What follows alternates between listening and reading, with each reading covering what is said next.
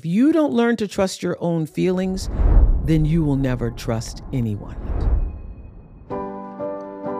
Oprah, how have you defied the odds and embraced your worth? It is the defining mother wound for me, and my mother didn't stand up for me. I realized at that age that this is going to be my life. I'm going to have to do this by myself. The world will drown out the voice of God. The world will drown out your intuition. God speaks first in the whisper.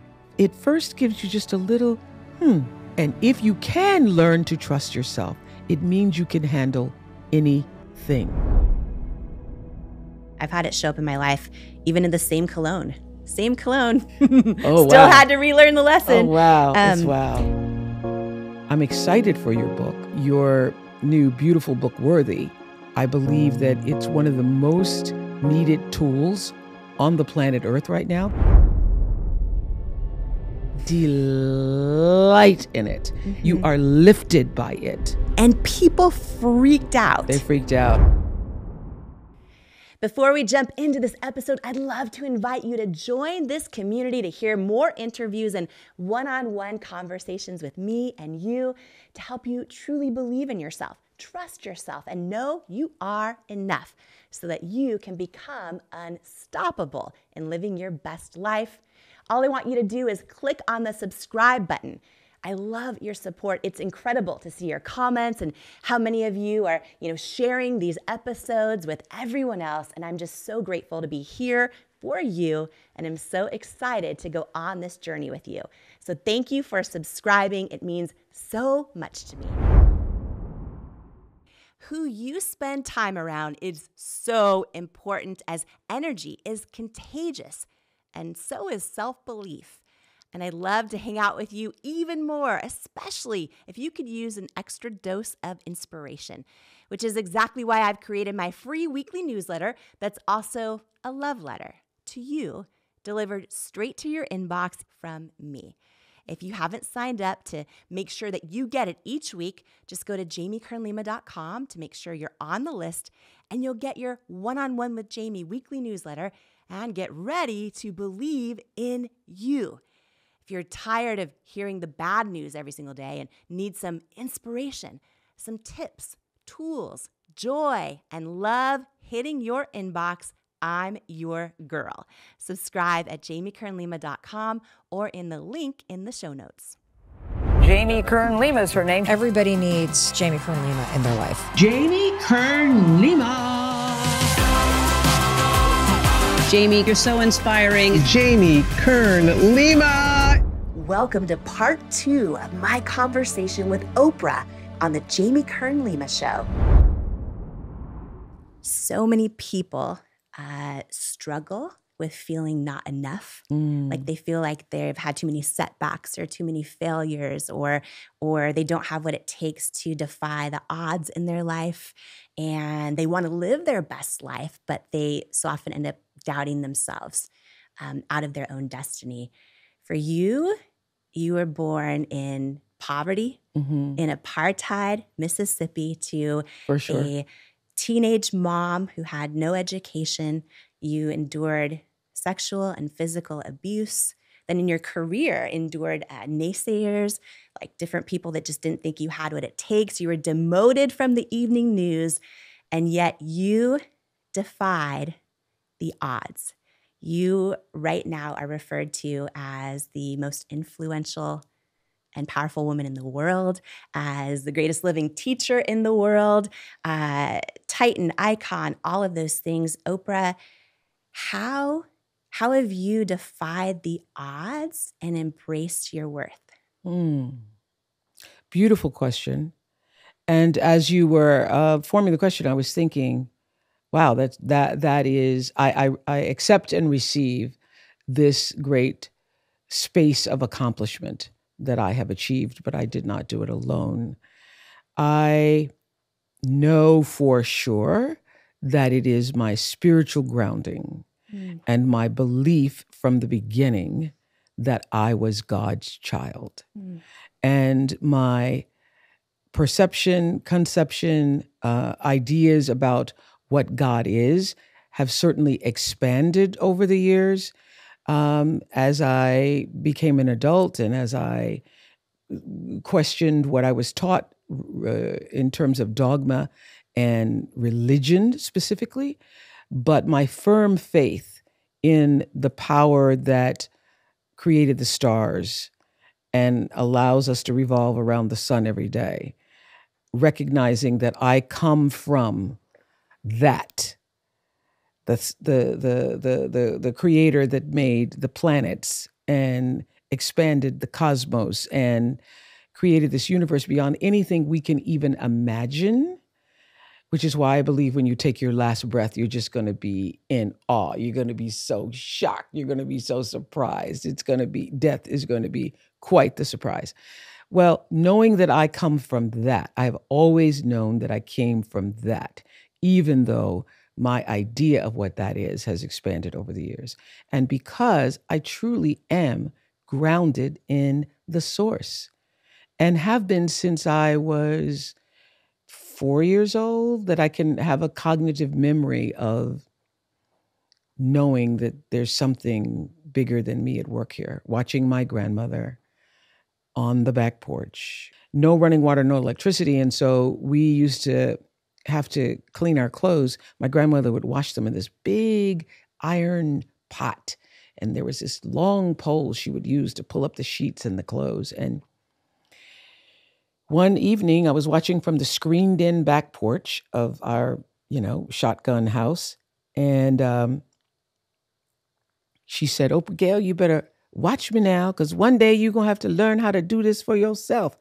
And I remember the clothespins on her dress, and I remember the moisture from her breath, so it must have been cold in Mississippi. And I had the distinct feeling that, no, I'm not.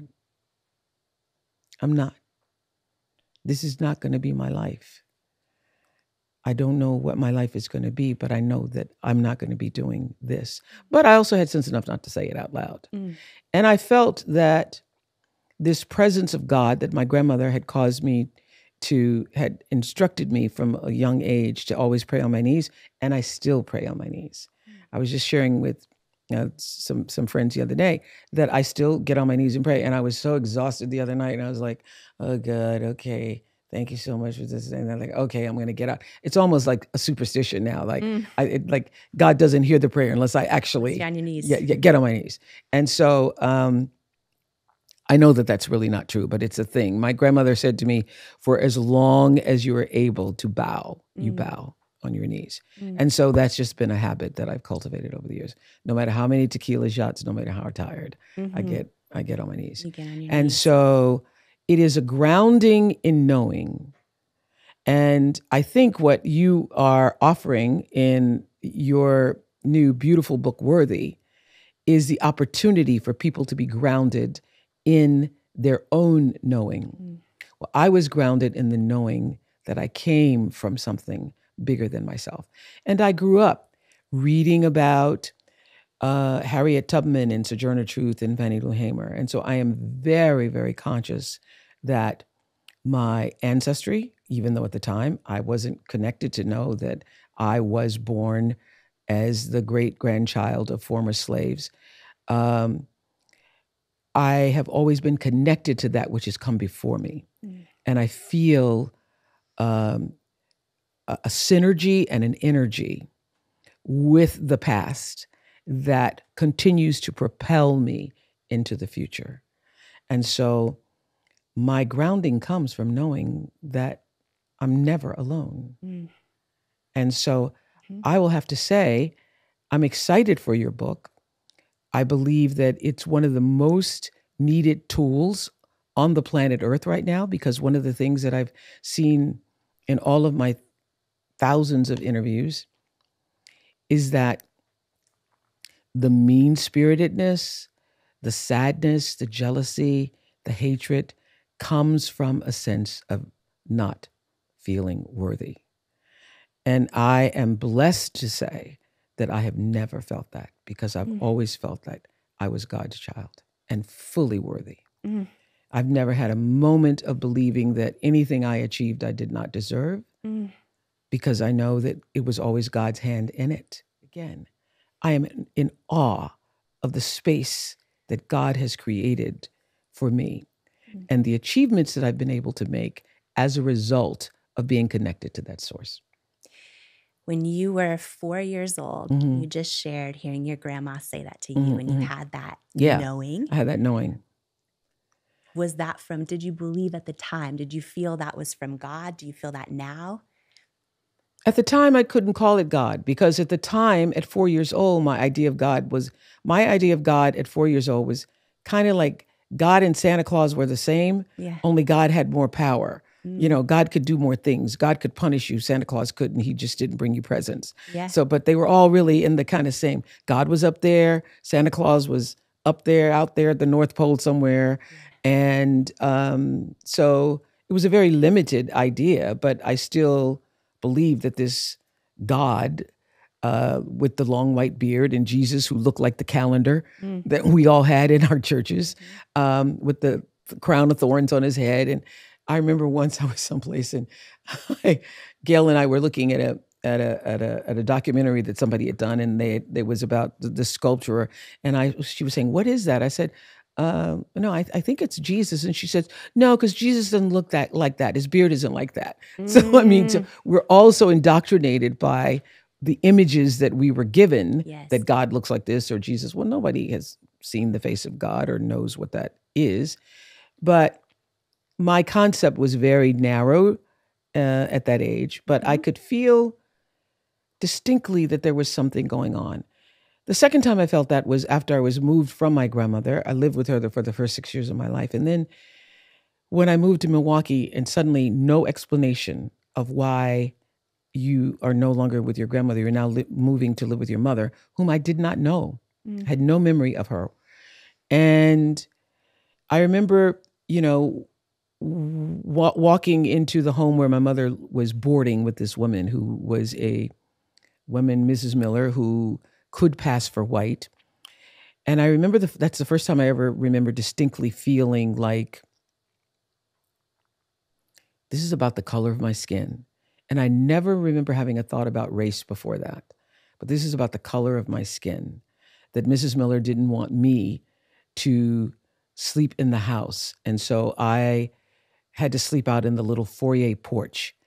And it was a defining moment for my mother. It is the defining mother wound for me, because it's the moment when Ms. Miller said, "Well, we don't have no room in here for her." And my mother didn't say, "I'll make room in my bedroom." So I had a half sister who was light skinned, and Mrs. Miller adored her. And I thought, oh, it's because of the color of my skin that I'm not let in. And my mother didn't stand up for me.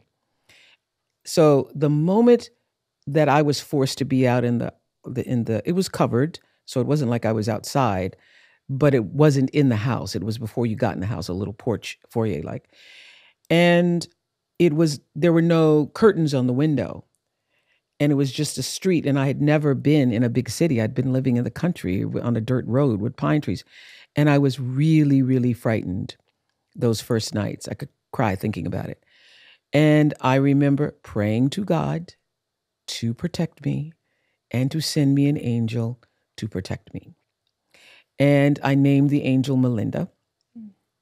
And I would always, before I would pull the covers over my head over the little porch at night, pray for Melinda to come and watch over me and ask God to please let Melinda be there to watch me.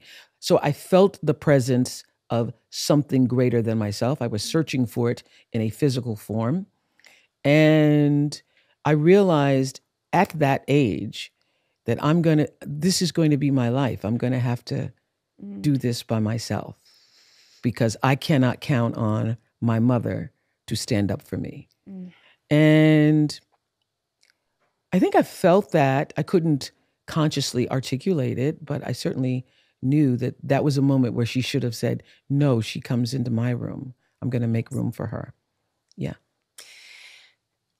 I've never heard Melinda. Yeah, I never heard Melinda.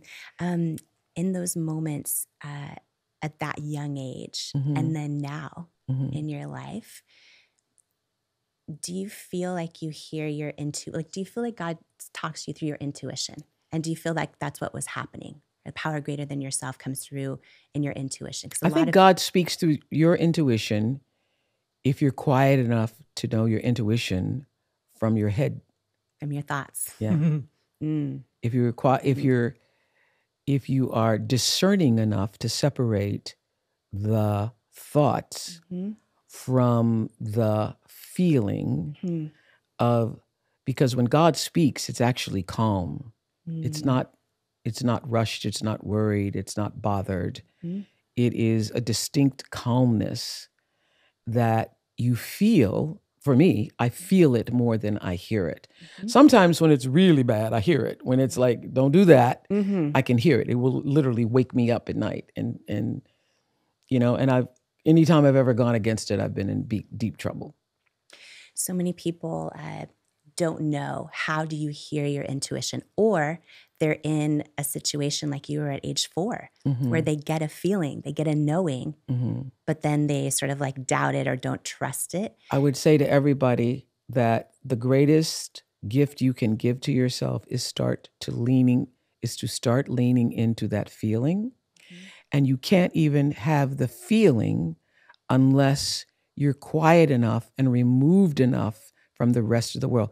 The world will drown out the voice of God. The world will drown out your intuition. If you are looking to, particularly your friends, social media, any outside source to bring you the answers, you can't hear it. You can't hear it because God isn't speaking through them. God is trying to, the universal force of life is always speaking and breathing through you. And so you have to get still enough, removed enough, disconnected enough from the world to actually know what you are feeling. And anytime you're going around asking everybody else, what should I do? What should I do? What should I do? What should I do? It means the real response is for you to get still and ask yourself that question and just to stay still until the answer comes. And the answer may come in multiple ways. I mean, you may be looking at something on TV, or somebody says something, or you hear something, or you pass something. The answer comes. The answer always comes. There isn't a question to be asked that there isn't an answer for. And you have to get still. And sometimes the answer isn't, sometimes, this is what I say to my girls all the time, you've already projected what you want the answer to be. So when the answer comes, you can't hear it because you're waiting for the answer that you ask, that you want. You have to stay open to what the answer is. You tell me what the answer is, and I will be willing to move where the answer leads me. And I would have to say, when I think about my trajectory and the path that I've taken, that the reason why I defied the odds, which was your original question, is that I have been obedient to the call and responsive to the answer. I am obedient to the call and responsive to the answer. And when you can put yourself in alignment with that, I don't care who you are, what your circumstances are, you will be led to the rock that is higher than thou. It's also one of my favorite Bible verses. Lead me to the rock that is higher than I. And so it is really about doing the work on yourself, and the work is always the spiritual work. It's always the spiritual work. I want to recap this for people listening, because I love that famous saying, success leaves clues. Success leaves clues. And so many people, because I get this question all the time, like, I can't hear my intuition. How do I hear my intuition? Or how do you know God exists? Or all these different things. And I think what you said is so powerful. Get still. And a lot of people say, I can't hear my intuition. And I think, well, it's not Moses in the burning bush, okay? Yeah. For most people, it's not Moses in the burning bush. Yeah. Yes. It's not over a loudspeaker in your house. It's not go tell it on the mountain, let my people go. Yeah. It's not that. It's just a feeling. You've heard me say this many times. And it's really, God speaks first in the whisper. And it's so subtle. It's like people who end up in relationships that are unhealthy for them. Most people in unhealthy relationships, and I know that there are cajillions of you listening to me right now, wherever you are in the space of that relationship not being good for you, if it's not been good, you have known for a long time it wasn't good. Because it's been whispering to you from the very beginning. You don't end up in a relationship and all of a sudden it goes bad. It starts to show itself to you early on with the smallest of things. And right now, 80% of women don't believe they're enough. Like, it's such a thing and feel unworthy. And, you shared the whisper. This is a huge, huge, huge thing for so many people. Anyone I know who has heard this applies this to their life all the time. Will you share, Oprah, the whisper, the brick, the whole wall crashing down? Yeah, the whole wall. Okay. Yeah. So I say God first speaks to you. And by God, I mean your intuition. By God, I mean the life force. I like using the life force. When I first met Sidney Poitier, he never would use the word God. And I'd say, why won't you just say God? He said, I think it has so many connotations for different people around the world that he always used to say the forces are with me. So when the life forces, divine energy, God, whatever title you want to give that which is greater than ourselves, running all of this stuff, speaks, it first gives you just a little and a whisper is really So when I'm speaking about relationships in particular, it's you're with somebody and you think, that's odd.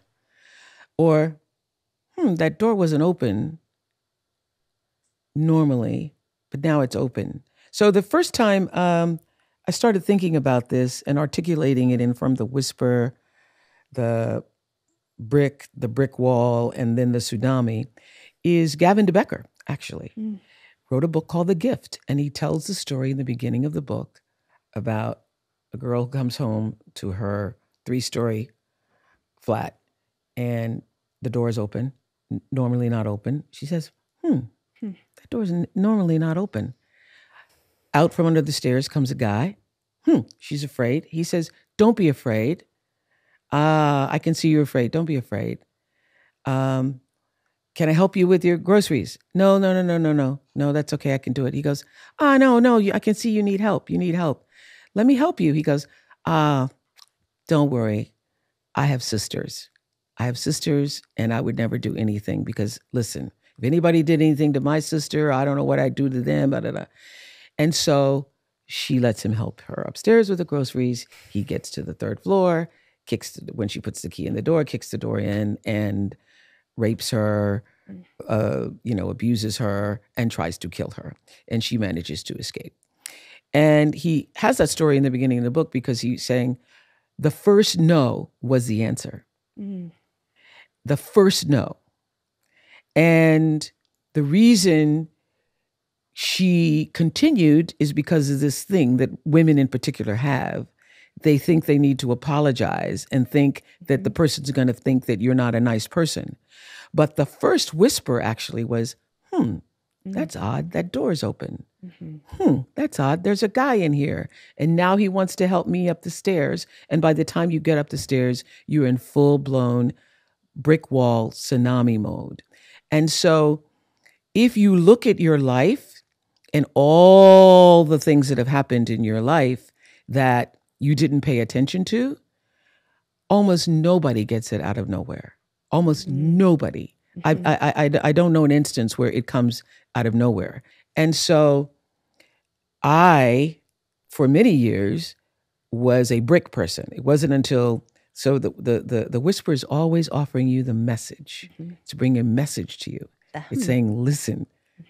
If you don't listen to the message that the whisper is trying to give you, the next thing you get is a brick upside your head. And by the time you get the brick, you're in full-blown problem mode. You now got a problem you've got to fix because you didn't listen to the message.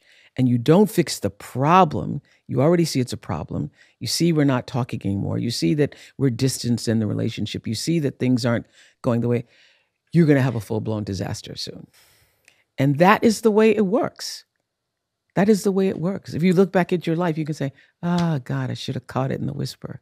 I certainly should have caught it with that brick. Most people are brick people. That once it becomes a problem, you're like, oh, okay, what can I do? What can I do? What can I do? If you don't do something and you just let that ride, it turns into the tsunami. I know you say too, we'll keep relearning the lesson. It'll keep happening over and over and over. It shows up wearing a silver pair of pants the next time. Yes. It was wearing a gold plaid thing before. Then it comes up wearing a silver pair of pants and you don't recognize it. You don't recognize Then it. sometimes it comes in a skirt and it's got a little foo-foo on it. You don't recognize it because it's disguised itself. But it keeps coming and keeps showing up until you actually get it. Until you learn the lesson. I've had it show up in my life, even in the same cologne. Same cologne. Oh, Still had to relearn the lesson. Oh, wow. That's wow. I think, getting still, like you said, and trying to hear or just be aware of what comes to you. And something you shared, I think, is a huge aha moment where you said, if you're projecting what you want the answer to be, when you're trying to hear your own intuition and you're trying to hear your knowing, but you're projecting what you want the answer to be, you might block seeing or hearing what the real answer is. You might block it coming to you. I've kept a journal, as you know, since I was 15 years old. And in the early years of my journals, I was always saying, God, use me. God, use me. And when you are open to being used, rather than telling God how you choose to be used, when you're open to being used, the possibilities actually are limitless. And so I would just have to say, the true secret to my success is that I live in God's dream for me. It is me sitting in the space that God has dreamed for me and me being obedient to the call and responsive to the answer. That's how I got to be. Because why do you think he brought that into your life?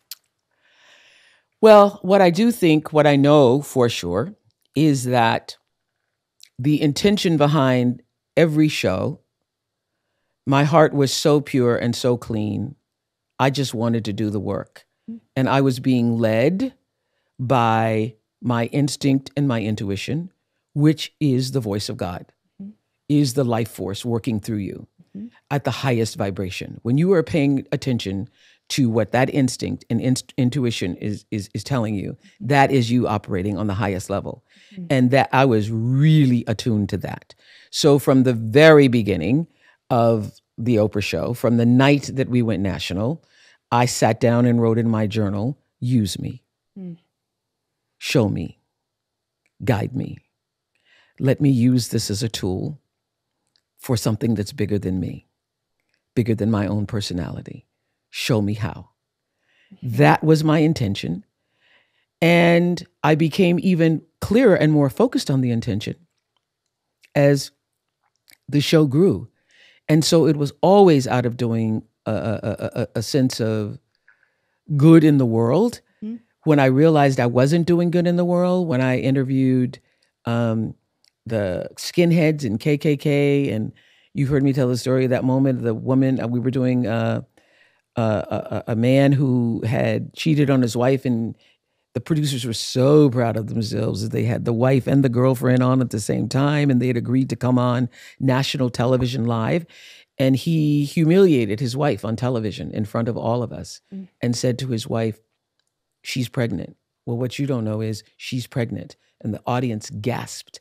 I gasped. I was so hurt, and to this day, it is one of the most shameful things I was ever a part of. And I said to my producers afterwards, this will never happen to me or this show again. We're not doing this. We're not, nobody should ever be in a position to ever be humiliated in my name.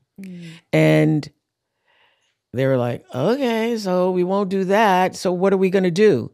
So we're going to sit down and we're going to figure out literally how we can use this show as a force for good. And they're like, well, we just can't sit around doing good things all the time. People don't want to just see goodness all the time. Oh, yeah, well, you can have conflict and you can have drama and you can have struggle. You can have all those things. But the heart of what we're doing has to come from a space that you want to shine the light and not bring darkness into anybody's space or sphere. And that is why the show was so successful, because it was in 1989 that I sat down and had a whole big conference weekend with everybody saying, this is what we're going to do. Now let's try to come up with ideas that are in alignment with intention. I started explaining to them what I thought intention was based on the book that I'd read by Gary Zukav, Seed of the Soul. And people were confused about what does it mean? So I got to do a show and I got to have an intention behind it and not just booking the guests. That's where that, well, what if it's Brad Pitt, okay? And what is the intention behind Brad Pitt? Well, okay, we got to sit there for an hour. Why am I doing it? And then I remember Terry Golder said, "'Cause it's Brad Pitt." Okay, that I accept. That I accept. But I will say, that intention moment changed for me the course of my life, understanding intention, what Gary Zukav meant in Seed of the Soul by it. It stopped me from being the greatest doormat, dish rag, people pleaser. When you have an intention for something, do you sort of filter it through your own intuition? Is this the right intention for this thing? That's right. Yeah, to kind of know. And do you feel, for everyone listening in every part of their life, to have an intention, to think, what is my intention for this, for applying for this job, or for maybe making a change in their life, or for having a goal or a dream? Because a lot of people have a vision of what they want, but then they often don't know why they want it. And so they kind of just give up too easy because they don't have that intention to lean on, or they go off course. Well, I think you got to understand the why in order to be in full alignment. Yeah. Because a lot of people are out here wishing for stuff. Yeah. And you're not going to get what you wish. You're going to get what you believe and what you intend. And so when there's a huge difference between being in vibrational alignment with that which you're trying to attract. You can't attract the thing if you are in resistance to the thing. Yeah. You can't attract the thing if there's any belief whatsoever that you can't have it. You can't attract it if deep down inside there's the fear that you won't get it. You have to be open in alignment, but it is happening whether you can see that or not. And if you are vibrationally not aligned with the thing that you're asking for, it will not come. Has that been a journey, like an evolution of you going from, again, back to 4 years old, feeling that knowing of, no, grandma, I won't, just kind of that knowing, to your journey through people pleasing? You talk about not being able to say no until you were 40, and just where you are now, tuning into vibrational energy and space. And I've been with you in different places where sometimes I glance over and I can just feel like you're just taking in the energy and you're just not in a hurry, probably because the vibration feels right. And just how is that evolution? Because there's so many people going, how do I feel those things? How do I get to that place? I want a higher, expression of myself in my life. And I'm trying to figure out how to get there, how to tune into it, how to feel it, and then how to listen to it, trust it, and live the answer that I'm feeling. I think it's about finding the space that brings you peace, wherever that is, or wherever that is, or whatever that is. Yeah. What is the thing that calms you? What is the thing that makes you feel most yourself? Where is that space? And wherever that is where you begin your alignment with the higher power. Because that is what the higher power feels like. It feels like the calmest, sweetest, most comforting space within you and around you. And so if you can't identify that, then you don't actually really know yourself. If you can't say, well, I know, I really feel best in the bathroom with the toilet seat down. Or I feel better when I am walking in the woods. Or I feel best in my kitchen. Or I feel really good in the shower. I feel wherever that space is for you, lean into that. Lean into that. And this is what I know. The forces are trying to speak to us, trying to guide us. Everybody has them. I have hordes of them. Oh my God, I have such a team on the other side. Everybody has it. And if you would only make yourself aware of it, it's like anytime somebody dies, I always say, when somebody has lived on earth and you knew them in the flesh, and they, particularly if it was a parent or somebody that you actually came from their seed, their flesh, you now have an angel that you know and you can call by name. Because where's the energy of that person gone? And if that person loved you on earth, wherever the next realm is, that love never dies. And the spirit of that, particularly if it was a parent or somebody close to you, that spirit still is with you. That spirit still abides with you. And that person, I will tell you that my relationship with my mother is deeper, stronger, grander, sweeter than it ever was on earth. Because the spirit of her isn't attached to all the ego and all of the competition and all of the things of the flesh. And so her love that can abide with me is just pure. And that is true for all of us if you're open to attune to it. So, and if this episode added value to you, my only ask is that you share it. Share it with. In life, you don't soar to the level of your hopes and dreams. You stay stuck at the level of your self-worth. When you build your self-worth, you change your entire life. And that's exactly why I wrote my new book, Worthy: How to Believe You Are Enough and Transform Your Life for You. If you have some self-doubt to destroy and a destiny to fulfill, Worthy is for you. In Worthy, you'll learn proven tools and simple steps that bring life-changing results, like how to get unstuck from the things holding you back, build unshakable self-love, unlearn the lies that lead to self-doubt, and embrace the truths that wake up worthiness, overcome limiting beliefs and imposter syndrome, achieve your hopes and dreams by believing you are worthy of them, and so much more. Are you ready to unleash your greatness and step into the person you were born to be? Imagine a life with zero self-doubt and unshakable self-worth. Get your copy of Worthy, plus some amazing thank you bonus gifts for you at worthybook.com or the link in the show notes below. Imagine what you'd do if you fully believed in you. It's time to find out with Worthy. If you're an overthinker, you're constantly living in a state of what if, running through every possible scenario, worried about what someone else says or thinks, and struggling to really hear your inner voice and feel like you can trust yourself the first time. So many of us constantly repeat these patterns of overthinking and worry, staying stuck in cycles that really don't serve us.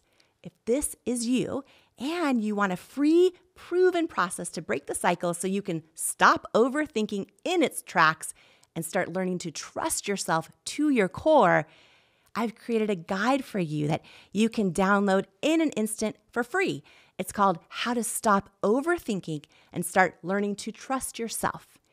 In it, we go step by step on how to stop overthinking in its tracks so you can finally believe in yourself and know your worth as you make clear, confident decisions.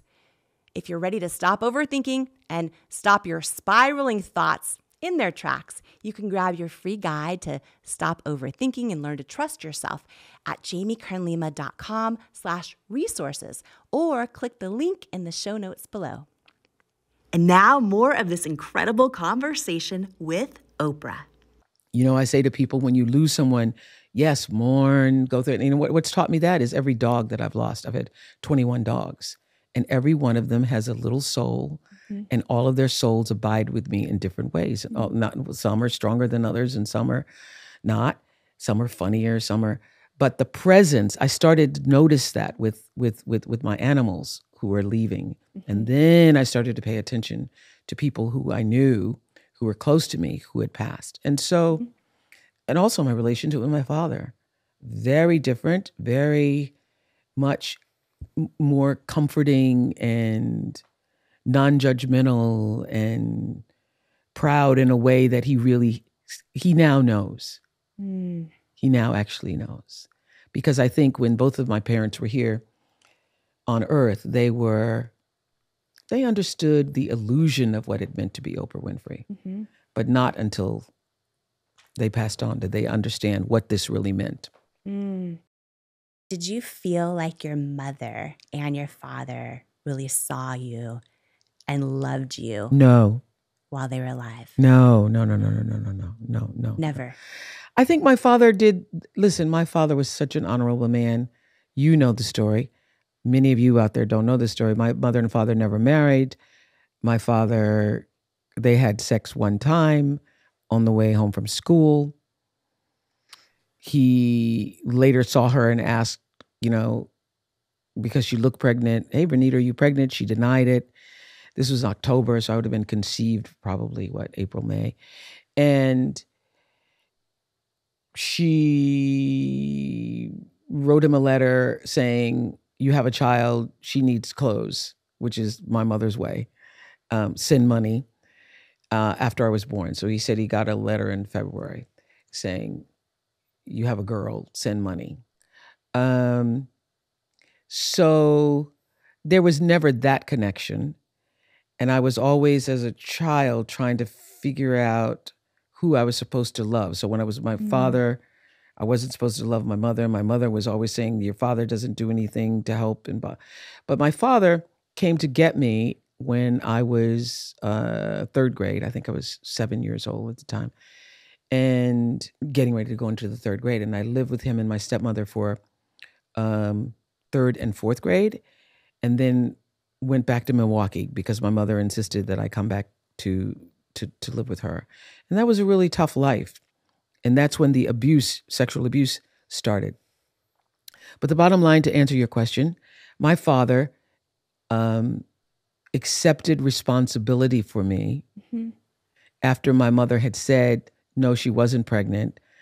The word is that she was trying to get someone else to marry her. The word is, for many years, I was told that my father wasn't my father because my mother was also with somebody else prominent in town. But when I was told that, it didn't matter one bit to me. I was an adult already doing the Oprah show, and somebody said, that's not really your father. Your father is this guy. And I said, I don't care. It doesn't matter to me, because Vernon Winfrey stepped up and said, I will take responsibility for this child, because he had had sex with my mother one time. So he's that kind of man. And when they brought me to Nashville as a little girl, third and fourth grade, I'd skipped the second grade. I could read like a champion, but I didn't know one thing about math. And my stepmother spent the entire summer of my 8th year grilling me with those multiplication table cards, because you're going into the third grade and you've got to know your multiplication table. So I so disliked her, because my first introduction was, you got to go to the library, you got to check out 5 books, you got to learn your multiplication tables in one summer. So I think I got up to 9s by the third grade. Everybody else was just starting. Anyway, so I had that kind of relationship. And my mother had said, when you go into that house, you better not call her mother. So I'm in a house and I don't even know what to say. I would, for a year, I didn't call her anything, because I didn't want to upset my mother. So living in that kind of, trying to please my mother, who was in Milwaukee and wouldn't have known what I called her, but you better not call her mother. So I ended up calling her Mama Zelma. And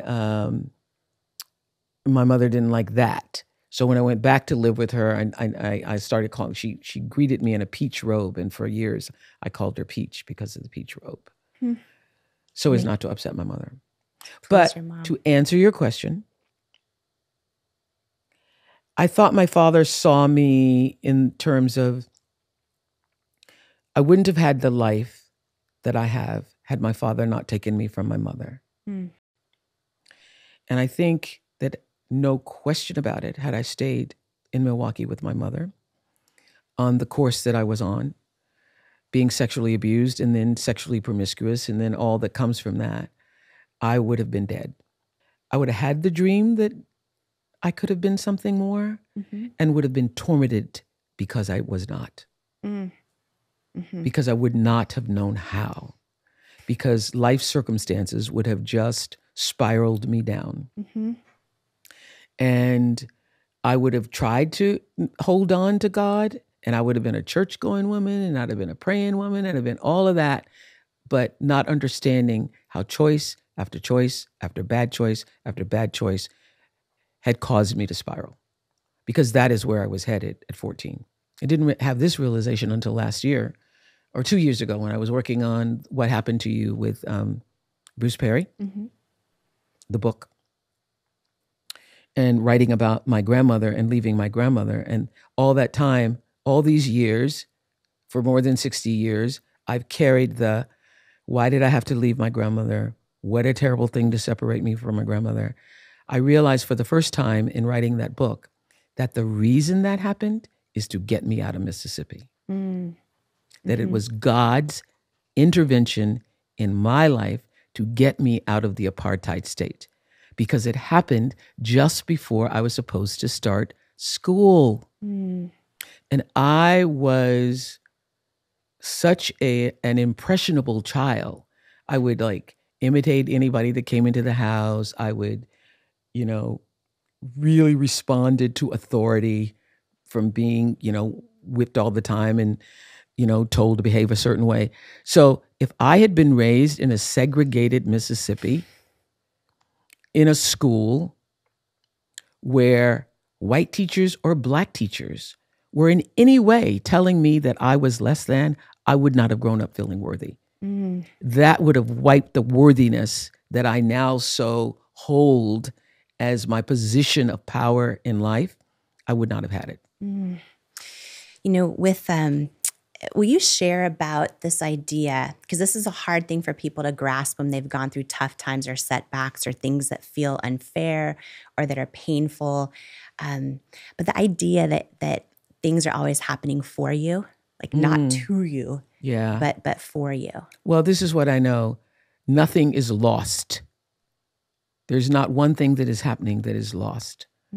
I say this, Blitz Bodzwoli, who has masterfully directed this reimagination of The Color Purple, was telling the story of being a young boy in Ghana with no access to film school, no access to,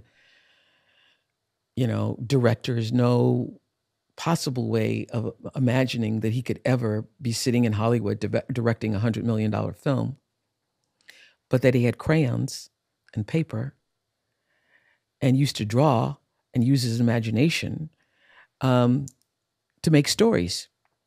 And when he presented to me, to Steven Spielberg, and to Scott Sanders 2 years ago as one of the directors for this film, having never done anything before like this, only his own $40,000 film. And I said to him just yesterday, I said, all those crayons and all that paper where you thought, I can't be like the other kids. I don't have the paint sets that they do. I don't have the drawing boards that they do. I don't have the access that they do. All that drawing with all those little crayons, none of it was lost.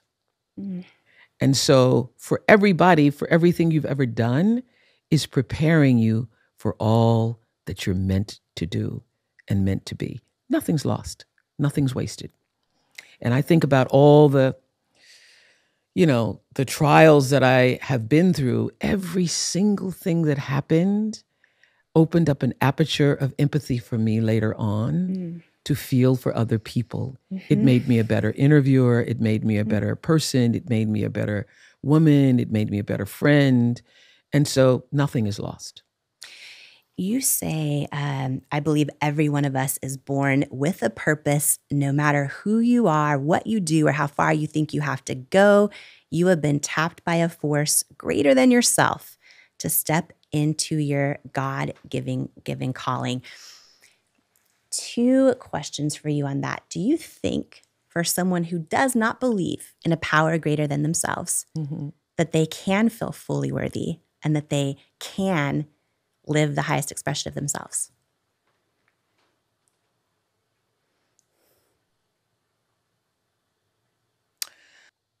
You cannot reach your fullest potential as a human being, the fullest expression of yourself, without recognition that it's not just all about yourself. You just can't. If you think that you're the thing and you're the it and the world's revolving around you and that's it, well, you will not. You will not reach the potential, because it is the recognition and the knowing and actually the awe and the wonder of it that leads you to the place that's higher than you. So we're always reaching for that place that's higher than ourselves. You can't get there if you think it's just yourself.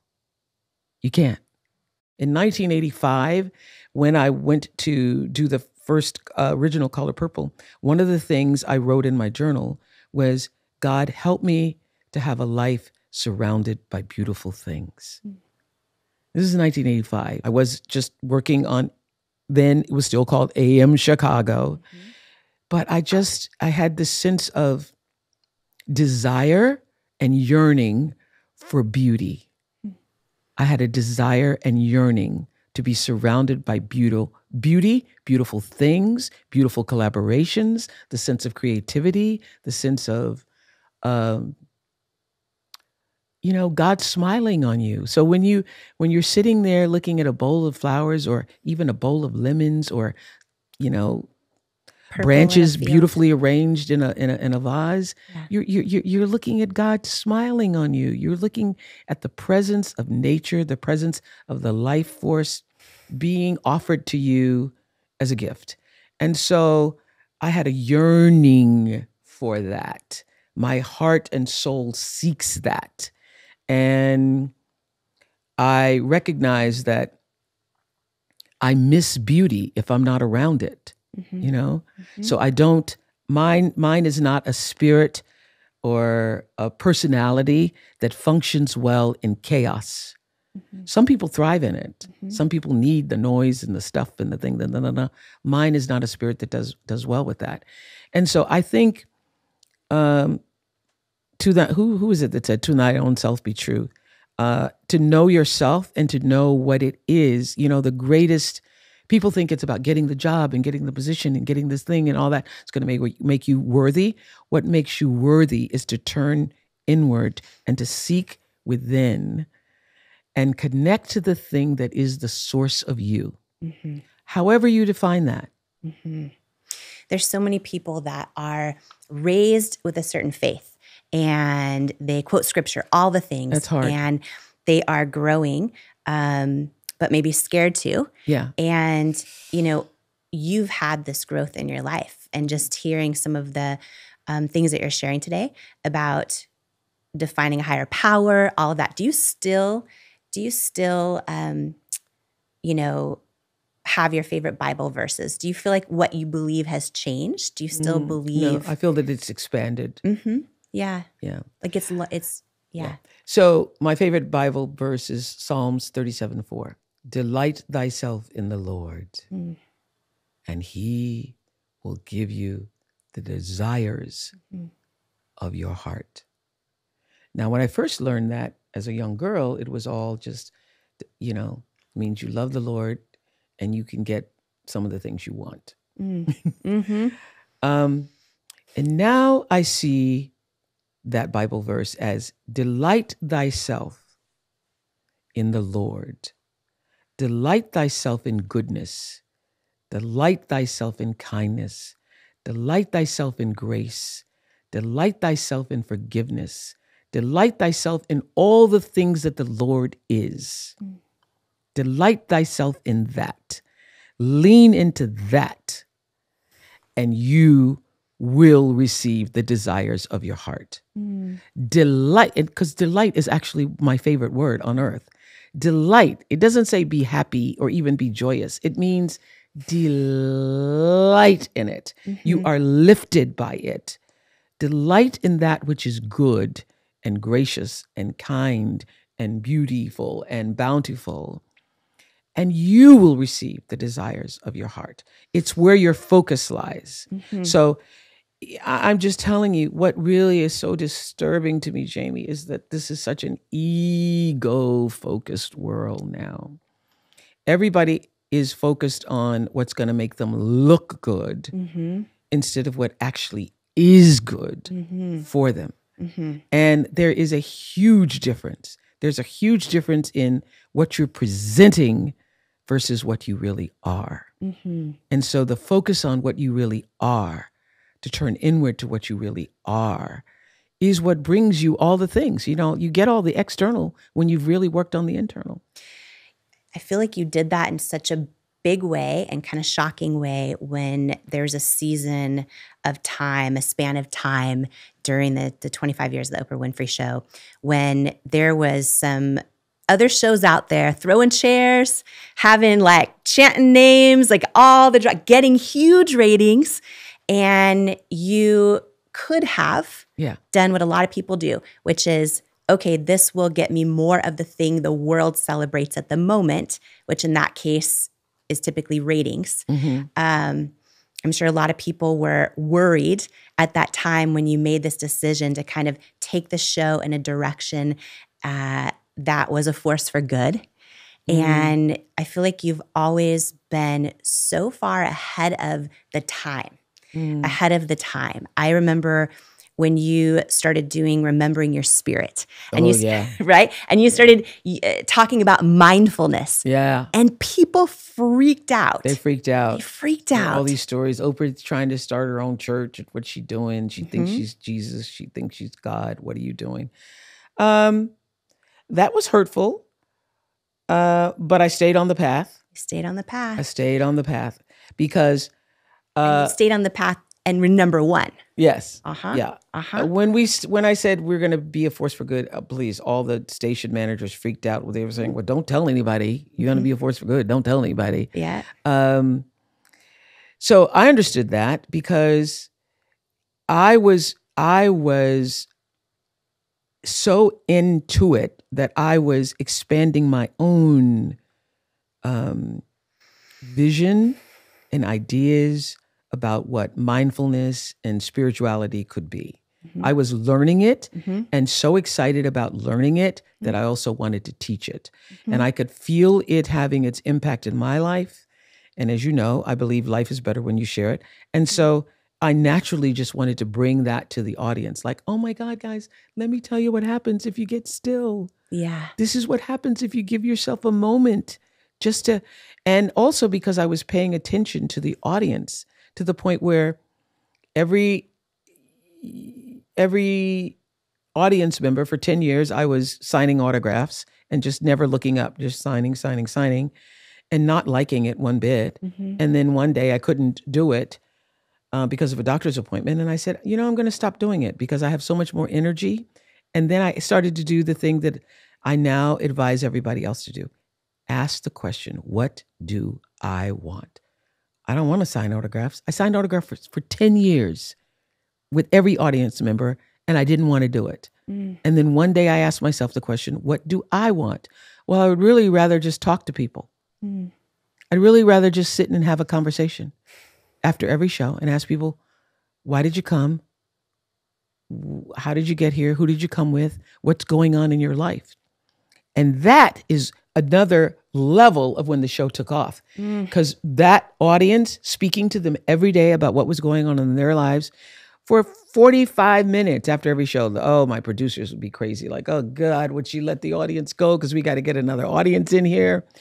And I would do that twice a day, just listening to people Where'd you come from? Tennessee. Oh, we're from Nashville. Oh, we're from Rhode Island. Oh, we came from Australia. And listening to what was going on in their lives. And women started to say that they were looking for something more. I could hear them saying, you know, we did everything we're supposed to do. We went to college. We did all the things. And now I feel like there's got to be something more. So I said to the producers, there's something to this something more. Let's figure out what that is. Let's start asking the question for them and trying to come up with the answers of what people are looking for. And that is how remembering your spirit, connecting to a sense of mindfulness. We were talking mindfulness, remembering your spirit, intention, meditation, all of that at a time where people thought I was out of my mind. They thought I was crazy. Right now everybody's doing it. You look at a reel, everybody's doing the whole thing. I was like, wow, I remember when you were called Kukumata for doing this. Yeah. I mean, my grandma in her 80s uses the word mindfulness. Like, my goodness. It's mainstream now.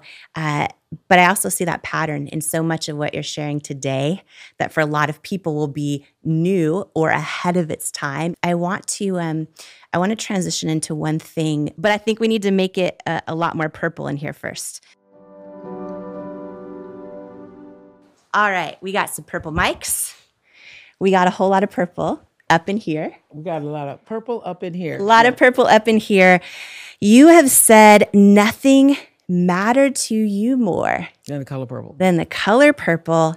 And for every woman who has felt unseen or unvalued, this is her story. Well, you saw that trailer. I'm so glad. I feel that the color purple circle for me is it's transcendent. I mean, I just can't even believe this happened to me in this lifetime. As you've heard me say, from the moment I read the book, July 1982, it was a Sunday. I got up, went back to the bookstore, bought multiple other books, gave them out. The moment I opened the book and the first lines are, "Dear God, I'm 14 years old. I've always been a good girl. That's my story. Yeah. Please explain what's happening to me. That's my story." And I could not believe that there are words on a page that are reflecting my story. Somebody knows my story at 14? I couldn't believe it. I just couldn't believe it. First of all, those of you who are listening, you just have to imagine a world in 1982. There are no black shows. There are no black images. There are no black role models. There are no black magazine covers. There's nothing that reflects you in the world. You go to work and come and you never see a billboard or a bus, back of a bus, nothing that looks like you. I think maybe Good Times was on or something like that, or All in the Family. God bless Norman Lear. But you are not being reflected on a regular basis in your work, in any environment whatsoever. And so to pick up a book, which I loved books, the only other story I had read that had come close to reflecting me was Maya Angelou's I Know Why the Caged Bird Sing. And I read that at 15. So in 1982, when I read this, I was now 28 years old. And there is my story on a page. I didn't know what to think. So that's why I went back to the bookstore and got all the other copies and passed them out to friends. And then I hear that there's going to be a movie, and that whole process of how do I find a way to get in a movie? I don't know one single thing about movies or anybody in the movies. I then, 6 months later, get a call. Quincy Jones was in Chicago and happened to be coming out of the shower and saw me on AM Chicago. He had taken a red eye. Now, what would have happened had he not taken the red eye? What had happened if he had already spent the night and been in the room? I mean, so all those forces, I get a call saying, come and audition. I audition. I don't hear anything for 2.5 months. When I call the casting agent, he says, real actresses have auditioned for this part. Do you know who just left my office? Alfred Woodard. Don't you call me, I'll call you. Ruben Cannon, who just the other day called and asked for tickets for the premiere. That same guy. Wow. That same guy. And didn't I get him tickets to the premiere? So anyway, I go to this fat farm because I am like devastated, and I know that it's because I'm overweight, and I'm praying on the track, and I'm crying and crying and crying and hoping that I can release it, because months have now passed. I've been shamed on The Tonight Show by Joan Rivers.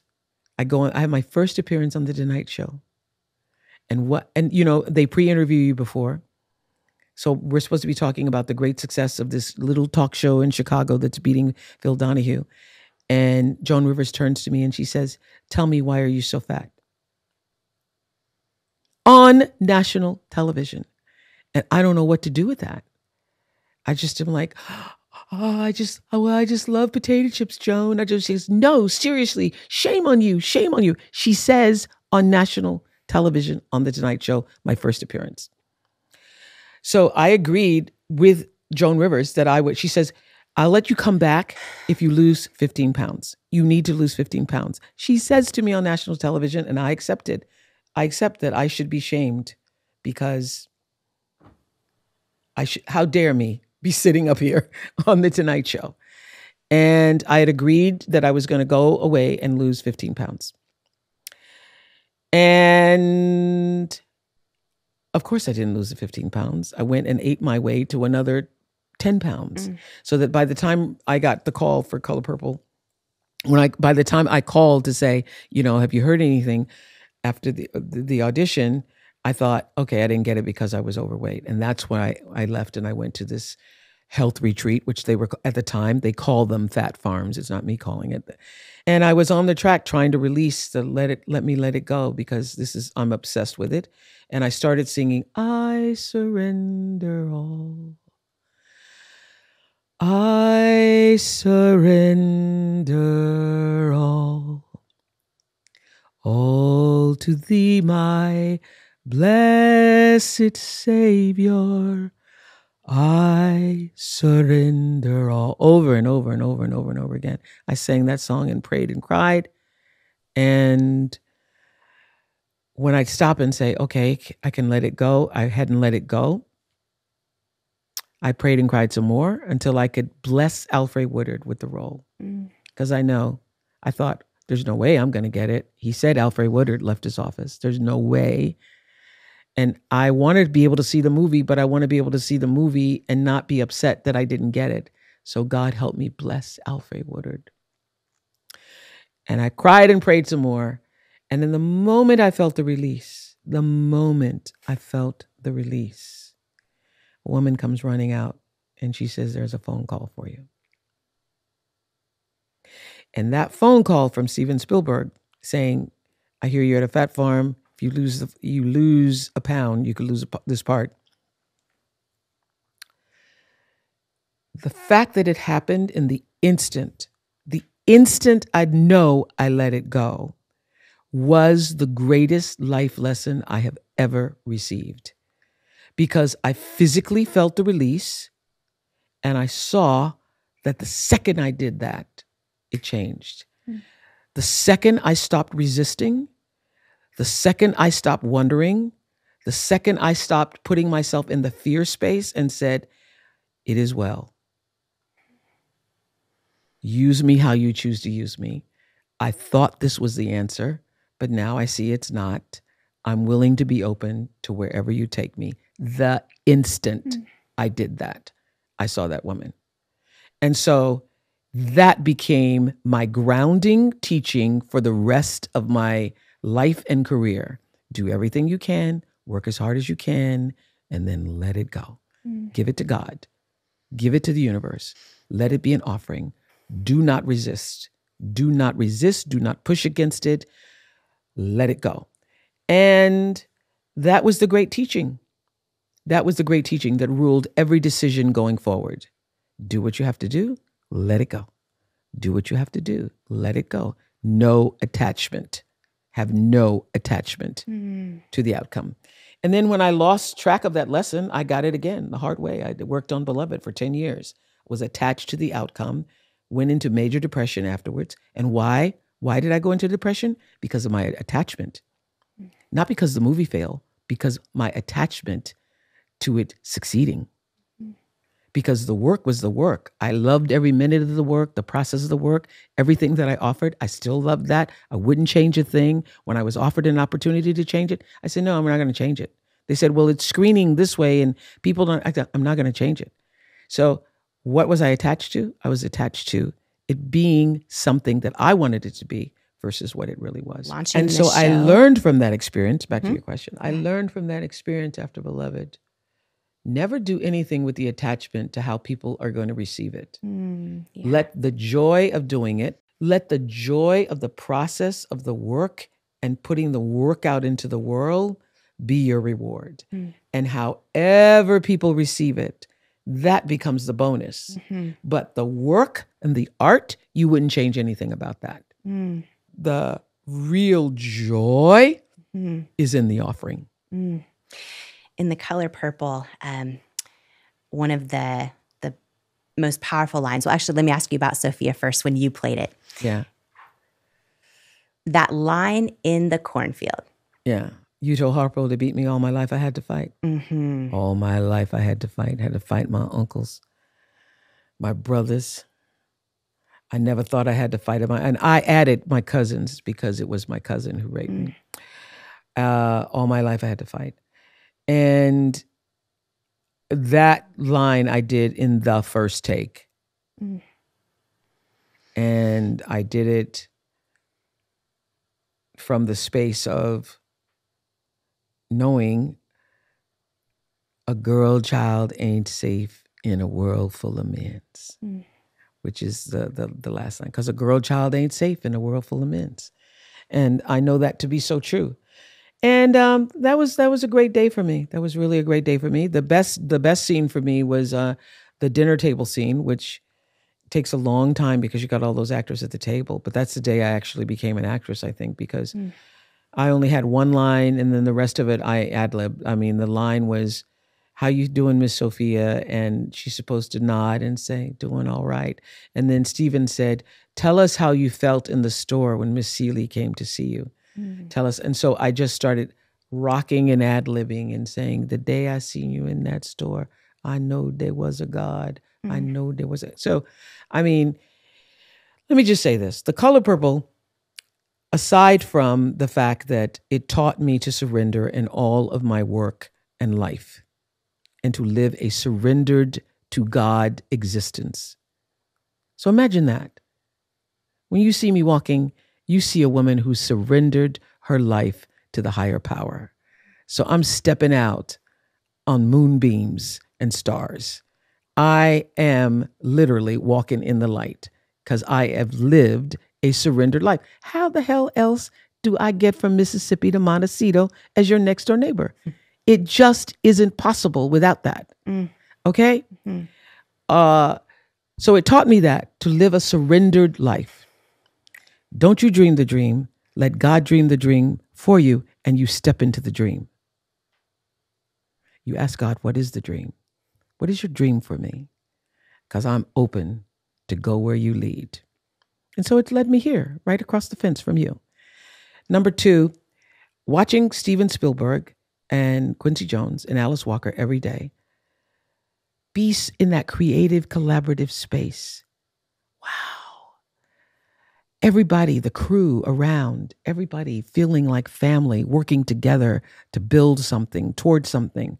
I thought, I never want a job. I never want a job or to work for anybody again.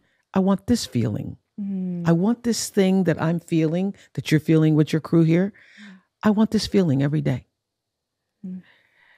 I never want to feel like that. I want to always feel like even if I didn't get paid, I would be doing it. I had to give up my entire contract's vacation in order to do the film. So I had a contract for 3 years. My first year, I was only getting 2 weeks of vacation. The movie required me to be on set for 2 months. The only way I could negotiate to continue to do the movie, because my bosses at ABC at the time, at AM Chicago, were like, you better get your ass back here. And I said, I will give up my entire vacation for the entire contract. I will never take another vacation if you let me finish this movie. And at the end of that deal, my attorney said, you never want to be in that position again. And I said, I never want to be in that position. I don't want to be in that position again. And I had gone for the final audition, to Universal Studios, and I met with Steven Spielberg. He's the one that told me that I had the part. He has a company called Amblin. He owned himself with Amblin Studios. Every movie you see Steven Spielberg's, you see the Amblin, and you see a little boy, and you see the moon and the whole thing. It never occurred to me you could own yourself. It never even occurred to me a person could own themselves. That gave me the idea that I could own myself. Giving up 3 years of my vacation, said, I never want to be in that position again. And that is how I came to own myself. Wow. All woven through The color color purple. All woven through the color purple. So when I say it was the most life-changing thing that ever happened to me, it defined my career. How did it feel to go from getting that call in the track from Steven Spielberg to now co-producing it with?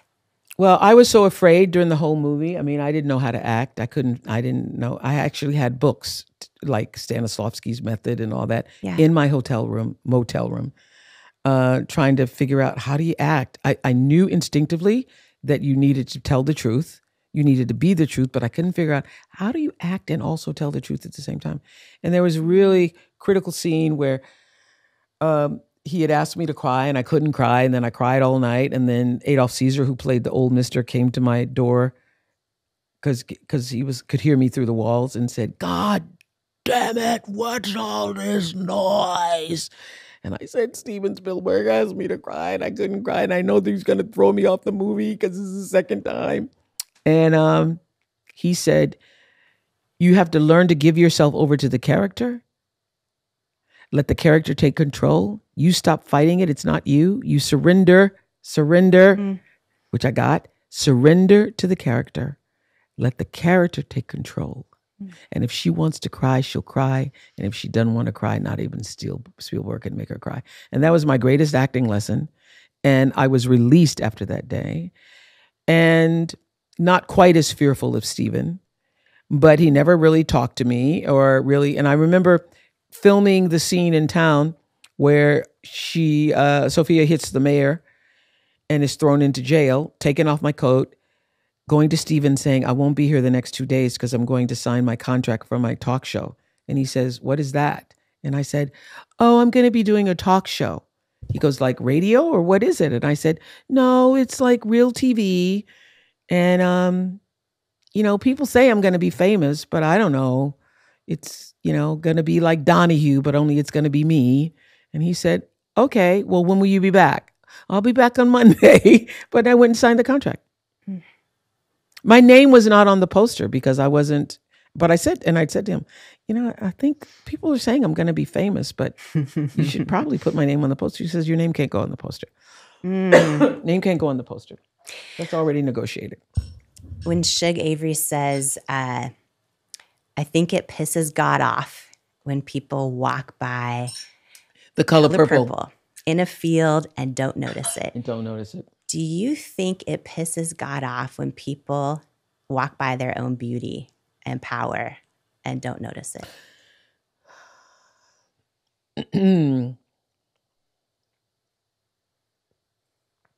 I certainly think that the metaphor of not paying attention to the color purple, because how complicated it is to make the color purple and how intricate and how beautiful it is. And that all around you, you're surrounded by this beauty and intricacy in your own life, in your own body, just what it takes, pushing air in and out of your lungs on a regular basis, and you not paying attention to that. I think the universe, if the universe could be disappointed, would be disappointed. I think the universe, I was just thinking recently that human beings aren't doing such a good job right now. We as human beings are losing this battle of our own humanity. And it's really sad because you can see that it's lost to the egos. It's all about this sense of living externally and thinking that your value is in something that is outside of yourself. The life lessons in Color Purple, from forgiveness to, everything, is done to me is already done to him. Well, everything you even try to do to me is already done to you. Well, that is karma. That is the third law of motion in physics. That is the foundation for how I live my life. What you put out is going to come back. So you don't even have to worry about your enemies, because whatever they're thinking that's so mean spirit and so on, the energy of that is coming back to them all the time, and you don't even have to do anything about it. So that is the truth. Everything you even try to do to me is already done to you. Everyone's seeing The Color Purple. I mean, tears filling the whole theaters, all kinds of life lessons. And I just want to ask you this question for anyone who has not read the book, who has not seen the original Color Purple. Well, you don't have to do any of that. Yeah. Because the story itself will live beyond me and live beyond this generation and iteration of it. I mean, it was 40 years ago when I did it. Yeah.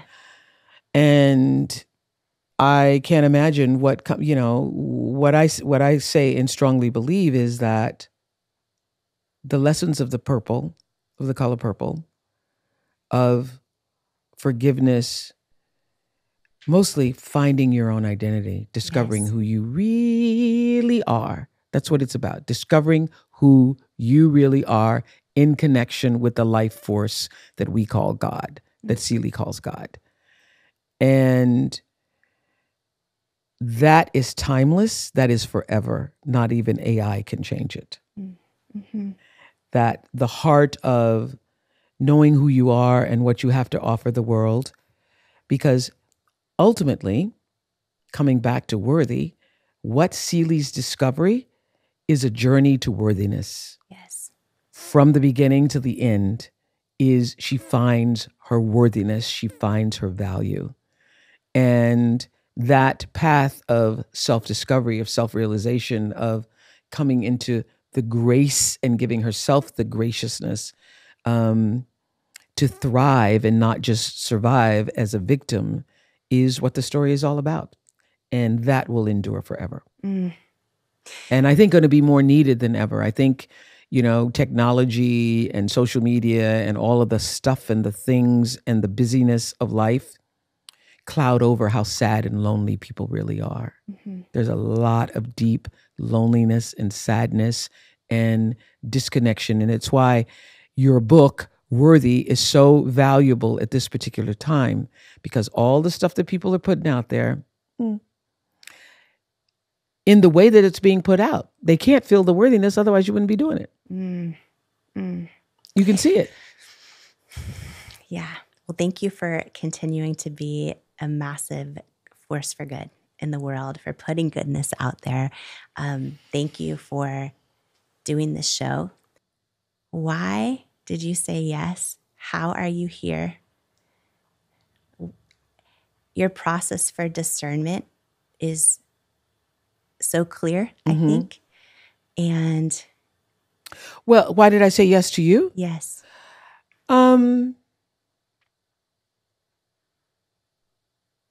I actually feel that it was somehow divinely ordered. I feel that from the first time that my assistant at the time, Amy Weinblum, brought you back to see me, and I could feel your heart. I could feel your yearning, your desire. I could feel I remember the first time you told me that you wanted to have a talk show. I was like, okay, well, do you even know what you're asking for with that? And when I look at the work that you're doing in the world, I think when you say you wanted to do a talk show, I think it's because obviously I've been a model for that, and I've been a model for how you can do it really well. May I say, we did that thing. But what you really want is a platform in order to speak to the world, to help the world to know itself better. And in whatever form that shows itself. And so it happens to be now this form. At some point, it may be another form. But I can feel that. I can feel the truth of that, the earnestness of that, the sincerity of that. And I wanted to support that. Thank you. And that is why I said yes. Thank you for seeing me. Thank you for believing in me. Yeah. Make sure to see the color purple. And if this episode added value to you, my only ask is that you share it.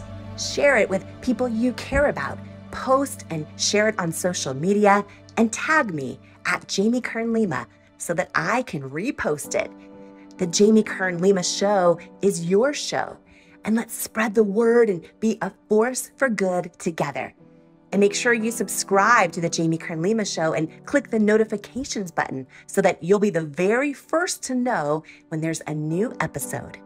I just want to say thank you so much for joining me today. And before you go, I want to share some words with you that couldn't be more true. You right now, exactly as you are enough and fully worthy. You are worthy of your greatest hopes, your wildest dreams, and all the unconditional love in the world.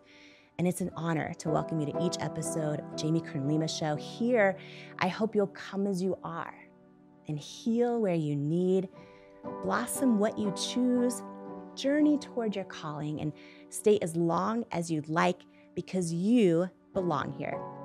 You are worthy, you are loved, and I love you. Who you spend time around is so important, as energy is contagious, and so is self-belief.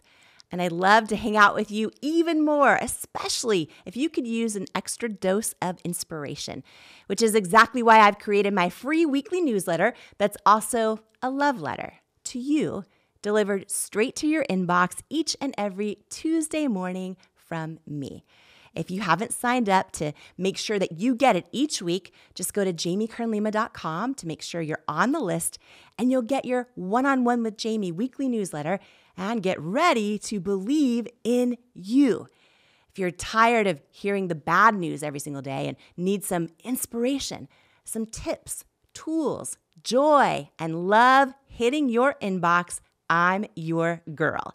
Subscribe at jamiekernlima.com or in the link in the show notes. If this episode impacted you and you want more, click here.